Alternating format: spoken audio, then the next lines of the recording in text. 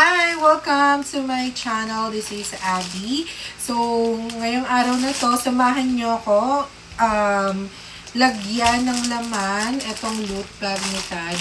So, we asked him kung anong gusto niyang gawin sa birthday niya. So, sabi niya gusto niya daw sa school. So, good thing is yung birthday niya na taon na may pasok. It's Wednesday, October 1st. So, it's his 6th birthday. So, I'm very excited as well because alam mo na, hinihil din nito ang aking inner child. Yes, kasi diba, pangarap natin magkaroon ng celebration sa school before. So, now we're breaking the cycle na kailangan as a parent is ma-make sure natin na ma-provide natin or mabigay natin sa baby natin yung mga gusto natin. So, ayan. Kasi last year, nung kinder siya, walang pasok.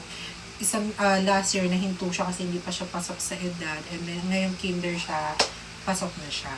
So, ito, ang dami kong nakitang magandang load bag. Ito yung napag-desisyonan kong gamitin kasi natuwa ko. Sa Shopee siya. Customized na siya. Small lang siya. And 10 pieces ito. 10 pieces. So, customized siya with picture and name. Ayan. And wala palang name. Ito lang pala. Happy 6th birthday. Tas picture niya kasama. So, dalawa binili ko na to kasi 14 sila sa klase. Kasi isa kasama yung teacher niya. Siyempre, hindi nakasama yung teacher niya. Yung sobra dito is yung para naman sa mga kapitbahay na bata, which is yung mga pinsan na dito. So, dalawa yan. Ayan. So, yung isa naman is ito sa Shopee. Kung gusto niyo yung link nito nung pinag-orderan ko na Shopee, i-send ko na lang dito sa description box.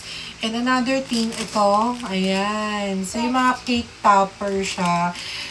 Ang theme kasi is, nakita niyo naman, is Roblox. Kasi mahilig siya sa Roblox. So, ito, nagtalo isip ko kung gagawa ko nung customized cake. But, hindi kasi ako nasasarapan sa mga cakes nila. Though may kakilala akong masarap.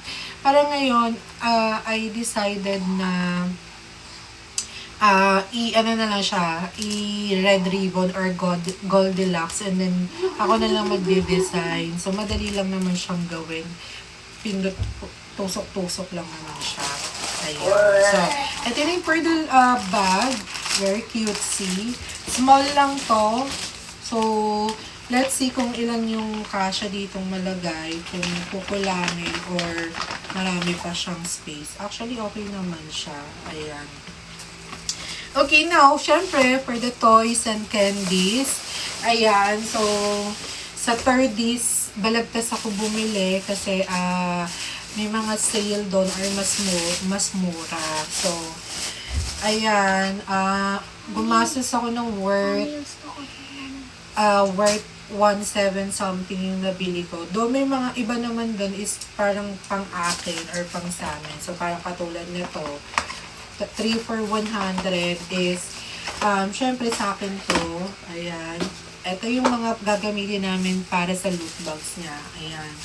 Itong Sunday poppers. Ayan. So, ito siya. Para siyang dede. Ito, nasa 108 pesos or 128 pesos lang siya. And that's 30 pieces na. So, yung sobra, pambebenta ko na lang sa tindahan ko, diba? Same with here. Ito, para na siyang nips. So, nag-range din siya ng ganun, 108 to 128. Nandun lang yung presyohan niya. And also, 6, 9, 12, 15. So, 30 pieces din siya. So, ano na to, di ba? 2-in-1 na sa akin yung sobra is sa paninda ko na, di ba? So, mayroon pa akong extra dito yung baby mo yun. Next is itong fruit jelly. Ito nakakatulong, mura lang din. 108 pesos lang din. And it's already 10 pieces. And I know, magugustuhan to ng mga bata. So, I'm not sure kung kasha siya. Mami! Kasha naman din ata siya. So, ayan, diba? Okay. So, dalawa yung binili ko kasi 10 pieces to. So, yung sobra, again, sa tindahan na lang ako. Tapos ito, ang reason ko talaga ba't nagpunta ako din sa Tinder is para bumili ng Kinder Joy. Kaso wala palang available. So, as an alternative, ito na lang yung pinili namin. Ayan. So, parang egg pa din. And then, chocolate na Hershey and Kit Kat. Ayan. And then, ito pang dalawang chocolate is yung ice cream. And then, itong ice cream style din siya na chocolate. And then, meron pa pala dito na Toblerone. So, yung Toblerone, around 158 pesos to. So, di ba, mura na rin siya. Ito, 128 something din. Ito, 100 something lang. Nandun lang siya nag-range. And then, additional na ilalagay ko is yung toy. Bumili ako ng toy. Siyempre, diba, sa loot bag lagi may kasamang toy. Hindi mawawala yun. Ito yung binili ko. Ayan. Sa Shopee ko to binili. Sa Payas ata. Or hindi sa Payas.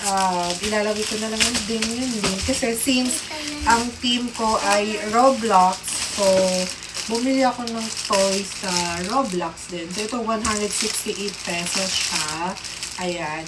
And then, ito naman, parang educational, eme-eme. So, ito 105 something lang. Diba? Mura na. So, meron dalawang toys and then chocolates.